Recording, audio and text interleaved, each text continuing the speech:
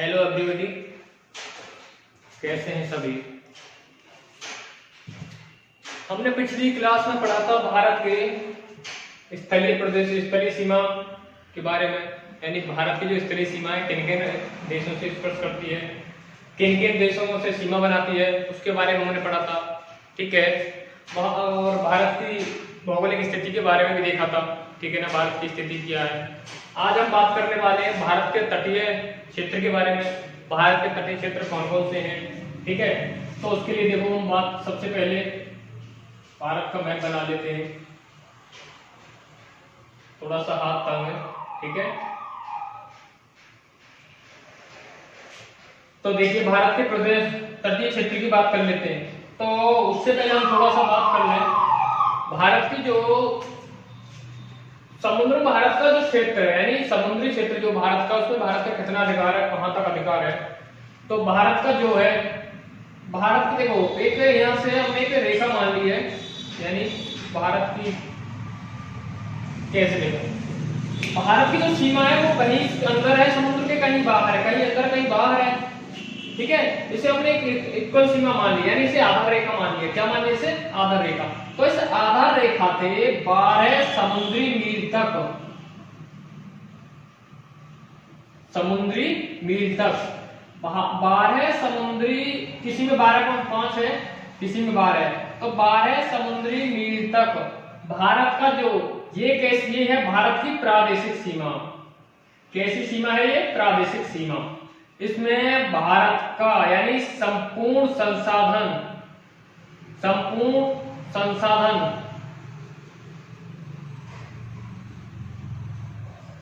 का अधिकार है, यानी संसाधन संपूर्ण अधिकार क्षेत्र है ये। संपूर्ण संसाधन का अधिकार क्षेत्र है ये, भारत का संपूर्ण संसाधन का अधिकार क्षेत्र है। ठीक है, संसाधन तो आप जानते ही होंगे। ठीक है, आयश हो गया, जो पेट्रोलियम है, यहाँ पे देखो बॉम्बे आई पेट्रोलियम का सबसे बड़ा, कॉपर तट है लौह अयस्क के लिए। ठीक है ना, तो यहाँ पे क्या है, संपूर्ण संसाधन का संपूर्ण अधिकार किसके पास है? भारत के पास है। उसके बाद अगर हम बात करें यहाँ से, यानी भारत का जो है आधार क्षेत्र से कितना, 24 समुद्री मील तक, 24 समुद्री मील तक अगर हम बात करें तो ये कैसा सीमा शुल्क है, सीमा शुल्क क्षेत्र, ये सीमा शुल्क क्षेत्र है। ये मतलब क्या है? राजकोषीय क्षेत्र, राजकोषीय क्षेत्र या वित्तीय क्षेत्र, इसे ही बोलते हैं, यानी संलग्न क्षेत्र। कैसा संलग्न क्षेत्र है ये कैसा क्षेत्र है? संलग्न क्षेत्र, यानी इस पर सीमा शुल्क का भारत पर अधिकार है। राजकोषीय क्षेत्र या वित्तीय क्षेत्र भी से बोला जाता है। ठीक है, उसके बाद अगर हम बात करें आधार सीमा से 200 समुद्री मील तक अगर हम बात करें, 200 समुद्री अगर मील तक हम बात करें, देखो यहां बता दूं, एक समुद्री मील बराबर होता है 1.8 किलोमीटर। ठीक है, तो 200 समुद्री मील की अगर हम बात करें, यहाँ ये कैसा है? वैज्ञानिक अनुसंधान होते हैं यहाँ पर, वैज्ञानिक अनुसंधान मतलब क्या है? परीक्षण क्षेत्र, परीक्षण क्षेत्र। भारत को परीक्षण का पूर्ण अधिकार है। क्या है? भारत को इस पर परीक्षण का पूर्ण अधिकार है। ठीक है, तो ये थोड़ा सा क्षेत्र के बारे में पढ़ लिया। अब हम बात कर लेते हैं तट के बारे में। किसके बारे में? तट के बारे में बात कर लेते हैं हम। भारत के तटीय प्रदेश कौन कौन से हैं, कितने हैं? तो भारत के जो तटीय प्रदेश हैं वो कितने हैं? 9 तटीय प्रदेश हैं, जो कितनी सीमा बनाते हैं? 6100 किलोमीटर की। कितनी सीमा बनाते हैं वो? 6100 किलोमीटर की। तो अगर हम बात करें तटीय प्रदेश के बारे में, ठीक है, तो अब सबसे पहला कौन सा है यहाँ तटीय? अगर तटीय प्रदेश की बात करें तो गुजरात है, उसके बाद क्या आएगा, महाराष्ट्र है, गोवा है, कर्नाटक, केरल, तमिलनाडु,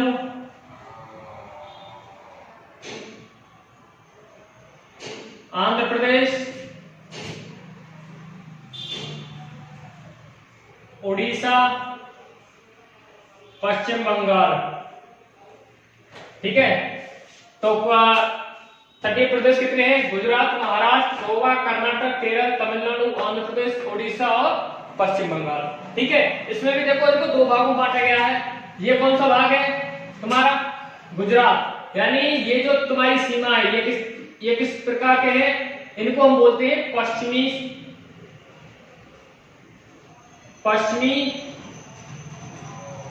सीमा, और इसे हम बोल देते हैं पूर्वी सीमा। यानी कितने राज्य पूर्वी सीमा बनाते हैं, 4 राज्य, 5 राज्य कौन सी सीमा बनाते हैं, पश्चिमी सीमा। यानी इसे हम पश्चिमी तटीय प्रदेश भी बोल देते हैं, तटीय प्रदेश, और इसे हम पूर्वी सीमा या पूर्वी तटीय प्रदेश। ठीक है, इसमें अगर हम देखा जाए तो सर्वाधिक जो सीमा बनाता है गुजरात बनाता है। कितनी बनाता है गुजरात, जो 1600 किलोमीटर की, 1600 किलोमीटर, और ये सबसे कम बनाता है 101 किलोमीटर। ठीक है, ये तुम्हारे हो गए तटीय प्रदेश के बारे में। सर्वाधिक सीमा 1600 किलोमीटर गुजरात है, सबसे कम गोवा 101 किलोमीटर। ठीक है, इसमें भी अब केंद्र शासित प्रदेश भी है कुछ। तो केंद्र शासित प्रदेश कौन कौन से हैं, एक तो तुम्हारा यहाँ पे अंडमान है, अंडमान निकोबार द्वीप समूह,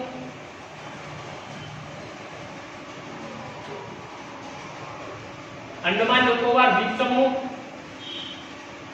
जिस पर 500 से लगभग द्वीप है। ठीक है, और इधर एक तुम्हारा लक्षद्वीप भी है, यहाँ पुदुचेरी भी है, पुदुचेरी, और एक तुम्हारा यहाँ पर कौन सा राज्य है, दमन व दीव, दमन दीव। ठीक है, तो ये तुम्हारे 3 केंद्र शासित प्रदेश जो क्या बनाते हैं, जलीय सीमा बनाते हैं। ठीक है, अंडमान निकोबार द्वीप समूह, पुदुचेरी, लक्षद्वीप और दमन व दीव। ठीक है, उसके बाद अगर हम बात कर लेते हैं तटीय क्षेत्र के बारे में। यानी जो तटीय सीमा है, पश्चिमी जो सीमा है, इसको भी हमने 4 भागों में बांटा है, और पूर्वी तटीय सीमा जो है इसको भी हमने क्या भागों में बांटा है, वो भी देख लेते हैं। ठीक है,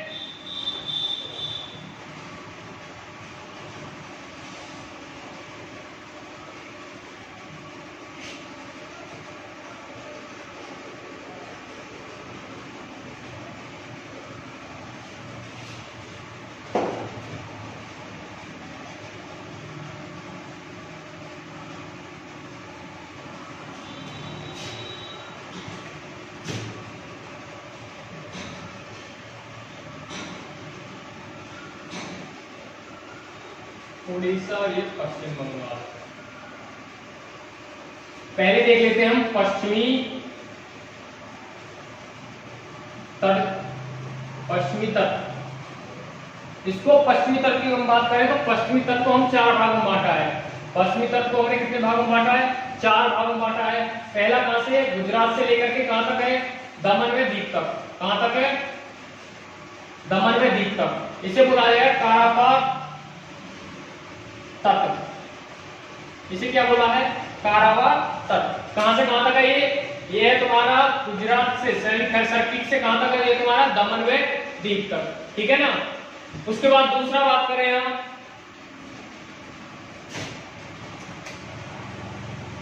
ये भारत का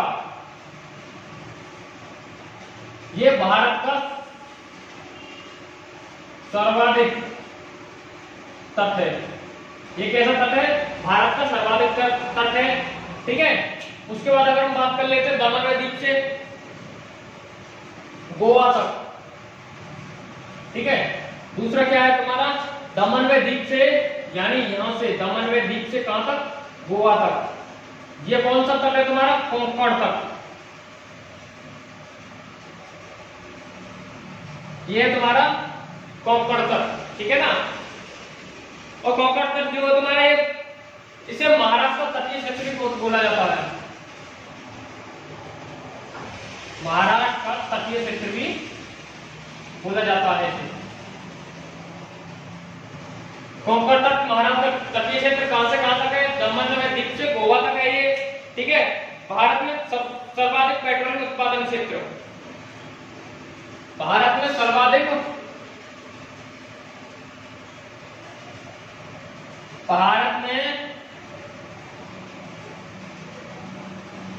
सर्वाधिक पेट्रोलियम उत्पादन क्षेत्र,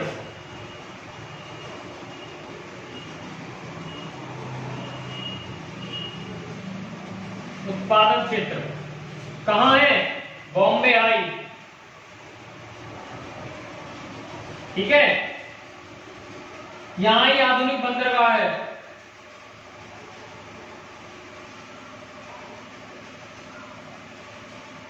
ठीक है, भारत का सर्वाधिक पेट्रोल उत्पादन से बॉम्बे आई, आधुनिक बंदरगाह भी है। कौन सा बंदरगाह आधुनिक में? नाम भी होगा उसका, क्या है? जवाहरलाल नेहरू बंदरगाह।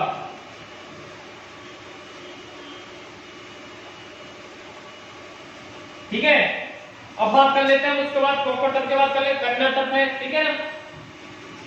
न्यू मंगलोर तक, गोवा से कहां तक? न्यू मंगलोर तक। एक चीज और देखो, ये कोंकण तट जो है ये तुम्हारा लौह अयस्क व्यापार के लिए, लौह अयस्क व्यापार के लिए प्रसिद्ध है।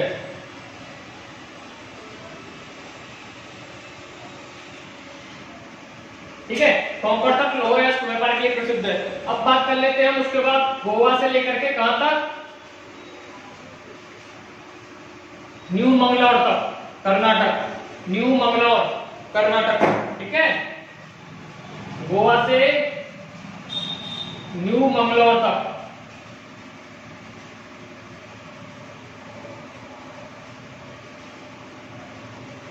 गोवा से न्यू मंगलोर तक,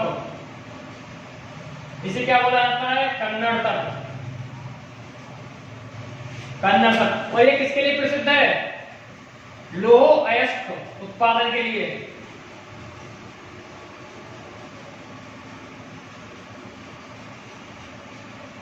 यहां कंफ्यूज मत होना, ये कन्नड़ तट लौह अयस्क उत्पादन के लिए प्रसिद्ध है और कोंकण तट लौह अयस्क व्यापार के लिए प्रसिद्ध है, ठीक है।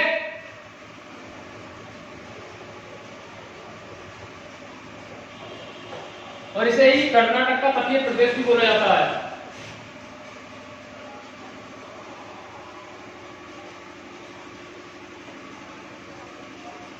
तटीय क्षेत्र,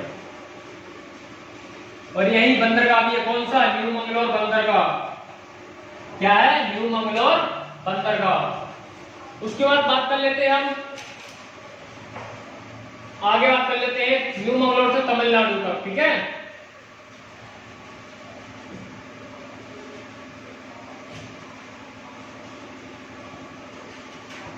अगला क्या है? मंगलोर से केरल, तमिलनाडु, केरल तक, ठीक है ना।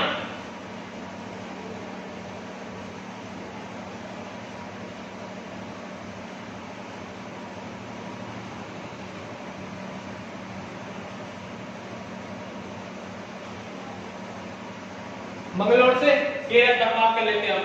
इसे कौन सा बोला जाता है? मालाबार तट या केरल का तटीय प्रदेश। क्या बोला जाता है? मालाबार तट या केरल का तटीय प्रदेश।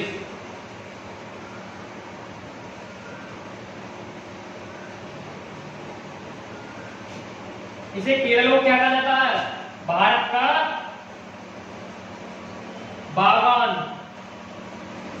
क्या कहा जाता है इसे? भारत का बागान।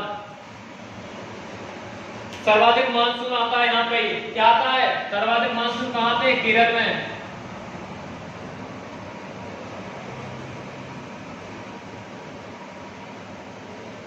सर्वाधिक मानसून इसी क्षेत्र पर आते हैं। लेटेराइट मृदा पाई जाती है लेटेराइट मृदा भी पाई जाती है यहाँ पर ही।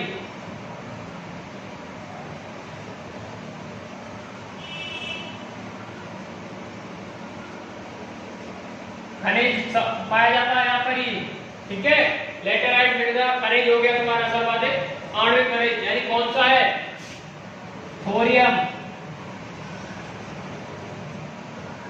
कौन सा खनिज पाया जाता है यहाँ पे, थोरियम खनिज पाया जाता है। और नारियल सर्वाधिक है, नारियल सर्वाधिक,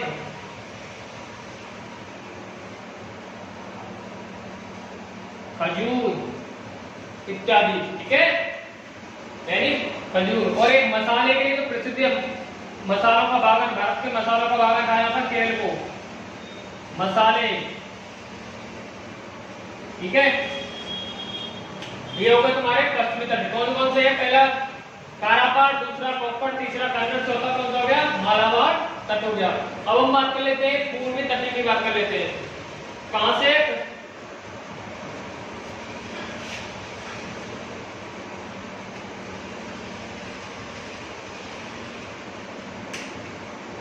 कन्याकुमारी, तमिलनाडु का क्षेत्र जो कन्याकुमारी से पूर्वी तट की बात कर लेते हैं। कन्याकुमारी से विशाखापट्टनम, विशाखापट्टनम में हाल ही में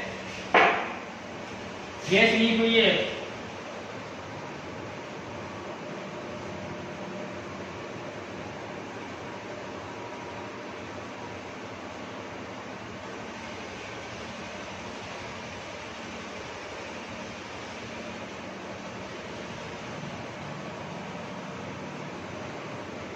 कितने लोगों की मृत्यु हो गई है, लगभग 1000 से अधिक लोग तो घायल हो गए हैं, कुछ लोगों की मृत्यु भी हो गई है, ठीक है।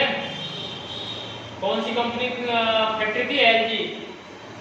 अब हम बात कर लेते हैं कन्याकुमारी से विशाखापट्टनम का कौन सा तट है, कोरोमंडल तट। इसे तमिलनाडु का तटीय प्रदेश भी कहते हैं, कोरोमंडल तट। क्या कहते हैं इसे,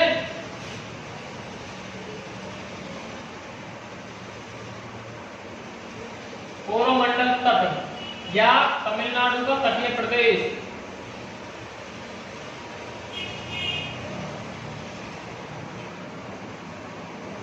तमिलनाडु का तटीय क्षेत्र बोला जाता है इसे। और यहाँ सबसे पहले मानसून कहाँ आता है,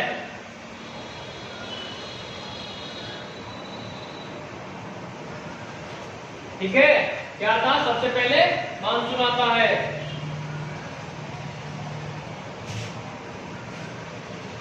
कौन सा, उत्तर पूर्वी। कौन सा मानसून, उत्तर पूर्वी, एकमात्र यही है।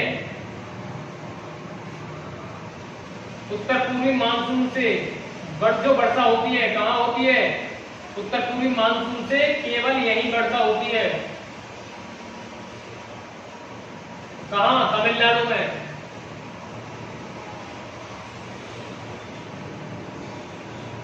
कहाँ होती है, तमिलनाडु में। उसके बाद अगला बात कर लेते हैं विशाखापट्टनम से लेकर के उड़ीसा तक, इसे कहा जाता है उत्तरी सरकार। क्या कहा जाता है इसे, विशाखापट्टनम से उड़ीसा तक कौन सा है, उत्तरी सरकार। यहाँ पर क्या है, एक कौन सा द्वीप है, एपीजे अब्दुल कलाम द्वीप, जहां से क्या होता है, मिसाइल परीक्षण। क्या होता है, मिसाइल परीक्षण। उसके बाद हम बात कर लेते हैं कुछ चैनलों बात कर लेते हैं। 10 डिग्री चैनल, जैसे 10 डिग्री उत्तरी अक्षांश है, चैनल की बात कर लेते हैं, ठीक है। तो 10 डिग्री जो चैनल है वो क्या करता है, किस किस को अलग करता है, अंडमान और निकोबार को। 10 डिग्री जो चैनल है वो किसे अलग करता है, अंडमान निकोबार को अलग करता है। 10 डिग्री चैनल, यही से बोला 10 डिग्री अक्षांश रेखा।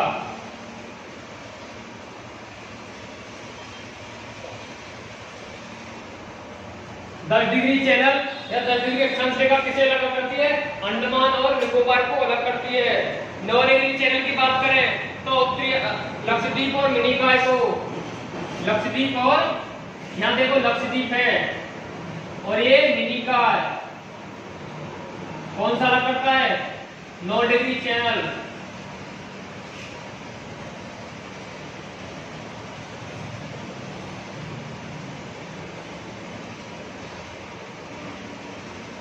या 9 डिग्री अक्षांश रेखा, किसे अलग करता है?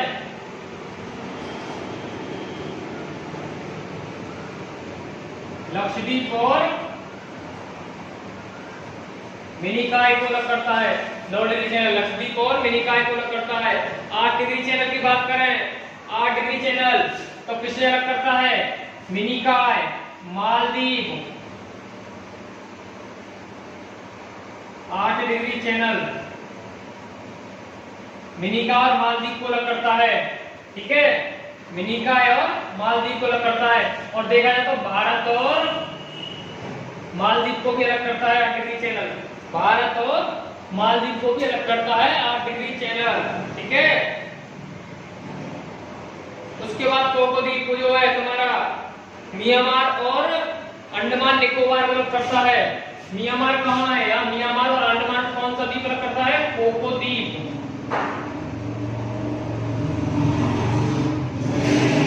म्यांमार और अंडमान निकोबार को कौन सा द्वीप अलग करता है? कोको द्वीप अलग करता है।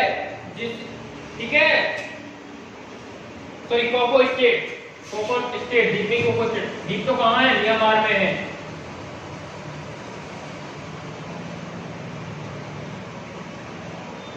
कोको स्टेट, कोको द्वीप म्यांमार को और अंडमान को। अंडमान में कौन सा द्वीप है? लैंडफॉल द्वीप। कौन सा?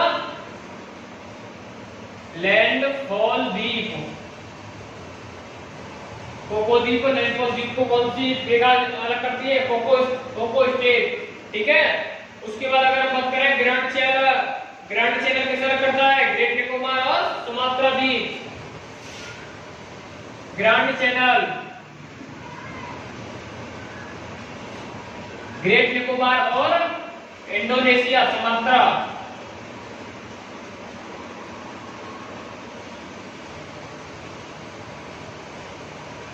सुमात्रा द्वीप, ग्रेट निकोबार और सुमात्रा द्वीप को कौन सी चैनल अलग करता है? ग्रैंड चैनल अलग करता है। ठीक है, तो आज हमने देखो भारत के तटीय प्रदेश के बारे में जानकारी थोड़ी सी हासिल की है। मैंने प्रयास किया आपको थोड़ा सा अच्छे से समझाने का प्रयास किया है, जिससे थोड़ा समझ में आए। ठीक है, अगर फिर भी आपको कोई दिक्कत हो तो हमें कमेंट करके बता सकते हैं। ठीक है, मेरी कोशिश रहेगी कि आपको थोड़ा सा अच्छे से अच्छा प्रयास किया जाए समझाने का, जिससे आपको रटना ना पड़े, थोड़ा सा याद भी रहे। ठीक है, इसके आगे हम कल बात करते हैं भौगोलिक विभाजन के बारे में बात करेंगे हम कल भारत के। ठीक है, तो मैं आशा करता हूँ वीडियो अच्छी लगी होगी, समझ में आया होगा। अगर वीडियो अच्छी लगी हो तो दोस्तों ज्यादा से ज्यादा शेयर करिए, जिससे ज्यादा से ज्यादा लोगों तक ये जानकारी पहुंच सके। धन्यवाद।